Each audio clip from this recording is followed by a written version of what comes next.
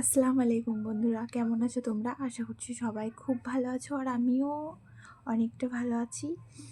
আর এখন রাত্রি কয়টা বাজে জানো?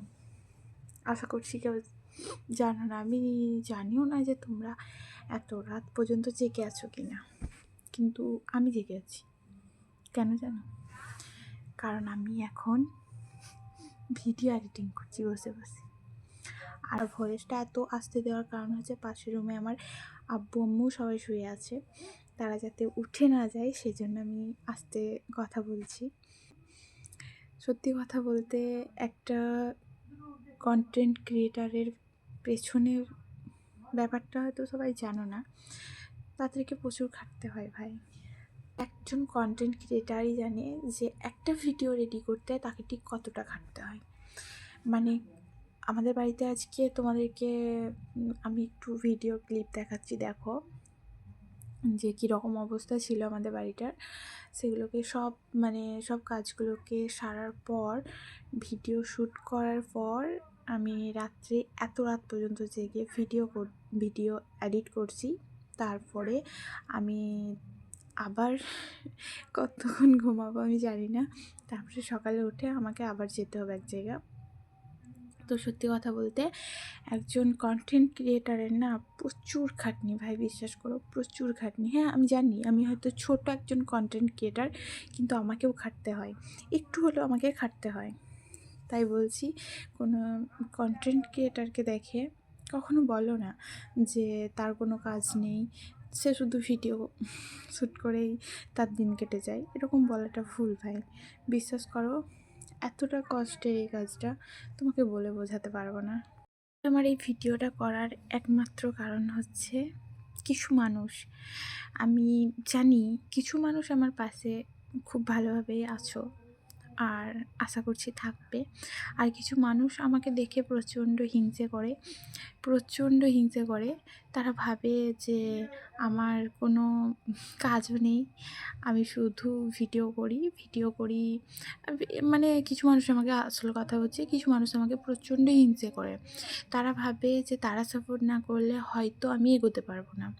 দেখো, আমি একটা কথা বলি, আর সবথেকে বড় কথা হচ্ছে যে আমার কিছু কাছের মানুষ আমাকে প্রচণ্ড পরিমাণে হিংসে করে, প্রচণ্ড পরিমাণে।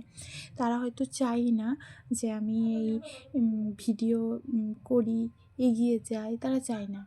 তারা মনে করে যে তারা আমার সাথে না থাকলে আমি নাকি এগোতে পারবো না, আমি নাকি মানে আমি জানি না কোনো দিন এগোতে পারবো কি পারবো না। তবে আশা করছি তোমরা যদি আমার সাথে থাকো আমি নিশ্চয়ই এগোতে পারবো। কিন্তু কিছু মানুষ মনে করে আমি কোনো দিনই এগোতে পারবো না। তো আমি তাদেরকে একটা কথাই বলবো, দেখ ভাই, হিংসে করে কোনো কিছু হয় না। যদি হিংসে না করে আমার সাথে মিলে তোরা কাজ করিস, তোরাও নিশ্চয়ই একদিন না একদিন নিশ্চয়ই কিছু করতে পারবি। আর হিংসে করে তো কিছু করতে পারবি না, এটুকু আমি বলছি। দেখ, আমি যেরকম খেটে করছি, রাত জেগে ভিডিও শ্যুট করি, রাত জেগে এডিট করি, রাত জেগে এত কাজ করি, তারপরেও যদি তোদের মনে হয় যে আমি কিছু করি না, আমাকে দেখে হিংসে করতে মনে হয়, তো কর, আমার কোনো ব্যাপার নেই। কিন্তু একটা কথা মনে রাখিস, যে কষ্টের ফল কিন্তু মিষ্টি হয়। আর তোরা যে হিংসে করছিস না, হিংসের ফল কোনো দিনও মিষ্টি হয় না। তো আমি জানি না আমার সঙ্গে কে কে আছে, কে কে নেই, তবে আমার 9.4K ফলোয়ার্স আছে।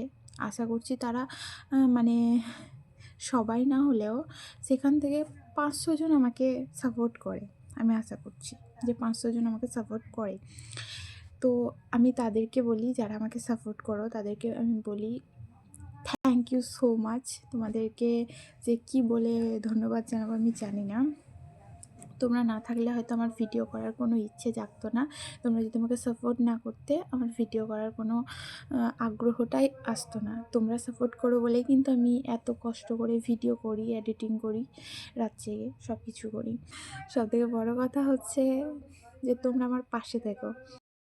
আমি সবাইকে দেখিয়ে দেবো যে সবাই হেরে যায় না, কষ্ট করলে কেউ কেউ জিতেও যায়। দেখো টাইমটা কটা বাজে, যারা প্রেম করে হয়তো তারাও এত রাত পর্যন্ত জেগে থাকে না।